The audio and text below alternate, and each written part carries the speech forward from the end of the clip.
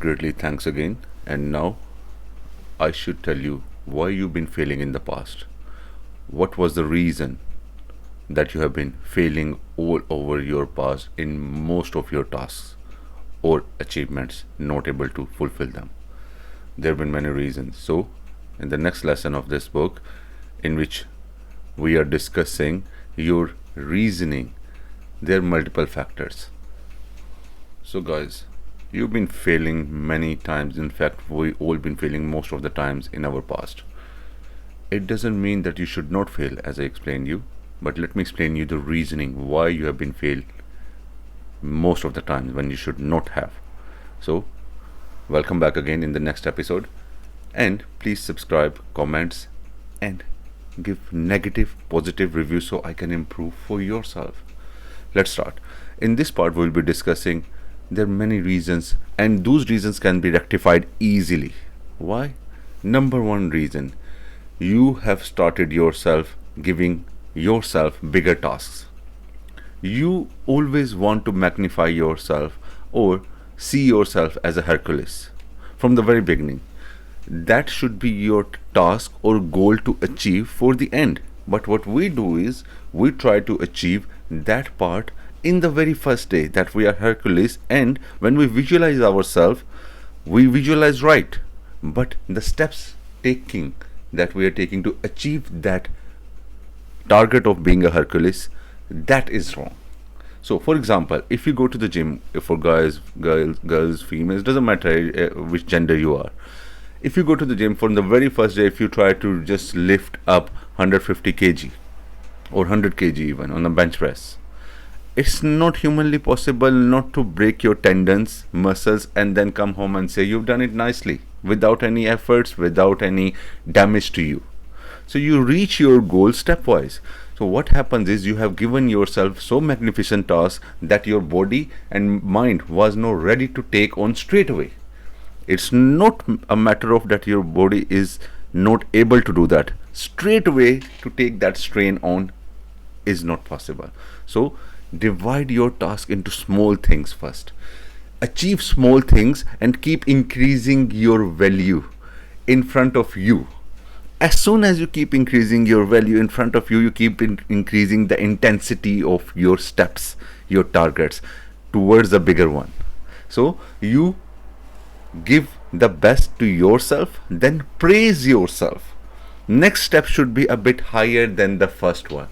Then the next should be higher than the second one, and similarly third, fourth, and you will achieve the target of being a Hercules in your life, in whichever field you want. But don't take on magnificent steps in the very first go. That's what the writer is explaining in this book. Next part, he is explaining the next reason for failure is that you have not been having a continuous will. Again, in the last part also, it was not only the will to do things, it was mainly continuity of the will that stops men achieving their full potential, that stops them seeing the full potential of any mental faculty. So not only about you started something, how persistent you were on that part, how continuous you were on those tasks on daily basis, how persistent you were with your perseverance, how many times you were saying that okay, still I have to do that even if I don't want to. That persistence of will is lacking in us as humans nowadays, and most of the times it's been in the past. We've seen a lot of people that say I will do this, I will do a certain task, but what happens at the end? We all just fall down. Why? It's not that the task was heavy. No task is heavier than you. You are the heavier one, you are the heavyweight champion. But what we do is we stop because of our laziness, because of our doubts. If you remember in previous few episodes, I have told you about fear and doubts being the biggest reason for failure, because those help us to stop everything. They help us. In fact, if you remove fear and doubt, your will to continue a certain task will go immensely up. In fact, it will shoot up. You will see that your will within yourself, and you will see that you are giving power to yourself. So the things that we have to give to us our will to do and continuity of the will to do. It's not about being strengthful enough to start something. Anyone can do that also. That also takes a courage, but that's just literally 1% of the game. Rest of the game depends only on one thing: continuity of the will. How long you can stay on the path. That determines your strength, your manpower, your willpower, your credibility towards yourself. I will never say towards others. First towards yourself. Others will always follow if you are a man of your persistence, your consistency. If you show them, others don't matter that much. How much you matter to yourself. Once you show your perseverance, your continuity, your persistence to yourself, look into yourself, look into eyes of your eyes, see in front of the mirror, have I been doing that? For example, I'll give you example of my weekend. I wasted the time. I couldn't arrange it properly, and I was ashamed of myself, and I was angry at myself as well. Not only ashamed, I had to scold myself personally that why did I waste that particular time when I could have done that. So you have to be accountable to yourself, to have accountability of your will. It doesn't come automatically. It comes with practice, persistence, again and again practice of the will. You have to scold yourself in a positive way. Why did you miss it? Where could you have been if you would have done that task continuously? The next part writer explaining is that arranging your day. That is the biggest mistake that I learned, that I was doing continuously. That what we do, we start our day, we don't even know what to do with it. You have to already know what you're gonna do, at what time you're gonna be doing. For example, I had trips that people had to say to me that you cannot do this trip within less than 3 days of time. I've been doing all those things and enjoying all those things within less than 1 day time period. Why? There was only one reason. I did my research. I had it written down where I have to be at what time and how much time I have to spend there. I was able to do it perfectly fine. I'm just giving you recent examples. So if you want to achieve something, please plan your day. Planning does not mean you randomly say yourself, okay, I want to do that. No. You have to exactly know what time you want to do what time you have to finish certain tasks, and how much time you can stay on certain tasks, if it does complete or not. And then you have to give it to the next part, and then the uncompleted task has to be continued again later on its own time. But persistence has to be there with the arrangement of time. So all these things will make sense to you once you combine these things together. Your will to do, but how will your will be able to do certain things if you don't know at what time, where, what to do? So you have to arrange your day. When you wake up, or even the best thing I heard about is that when you are sleeping, please plan your day ahead. So when you wake up, your subconscious mind already is planning the whole thing when you were sleeping, that you have to do certain things at certain times, and you will be able to. There is no way you are not able to do that. Your mind was made like that.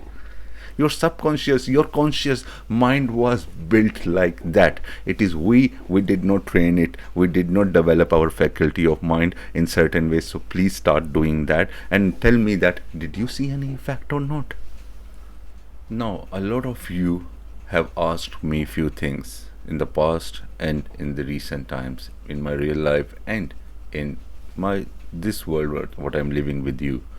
They've asked me to guide them to read something for them. First of all, I am reading this for you. Whatever I'm reading, I'm sharing with you in easy words. So obviously this is the best part you can have, but along that you have to do self-development. But when you ask me particular things, okay, read this particular thing, you know what you're trying to tell me, or what you are trying to ask me is that to guide you for your personal aspirations, your spiritual aspirations that no one can be aware of if they have not met you personally and they have the capacity to judge it. No one can guide you randomly. No one can tell you to read something and you will be developed in a particular way.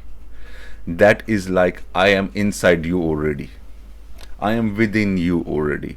So you are telling me, see inside of me without seeing me, without being me, and tell you. So that means you are asking me to be a god. So hope that makes sense in a positive way, at least, that no one can guide you in depth. You have to first guide yourself, and then you will be given a certain path. Then you can be guided.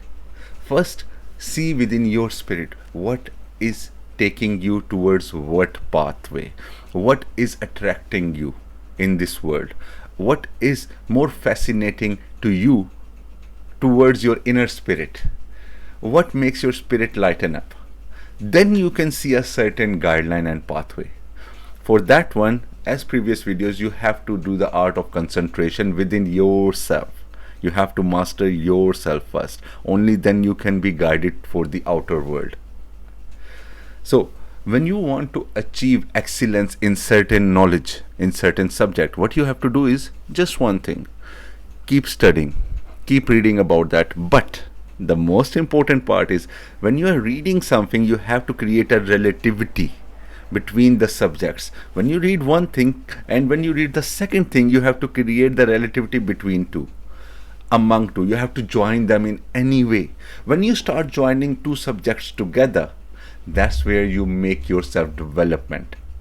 That self-development will be of no match to anything else that you learn. If you have learned 10 books, for example, I'm reading a lot of books these days continuously for you people, and then I'm giving you the exact knowledge that I'm gaining from those researches. Nothing for personal thing.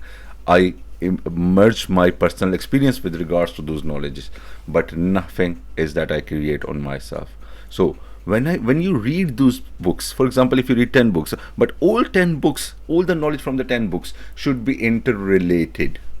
You should be able to relate one knowledge with the other one in some way. Doesn't matter which way. In one part of your life, you should be able to connect all the dots of all 10 books in one go when you are in one scenario. You have to come with an idea that all the knowledge that you have in the world that can come to your mind at the same time should be able to connect, to be connected in one sphere.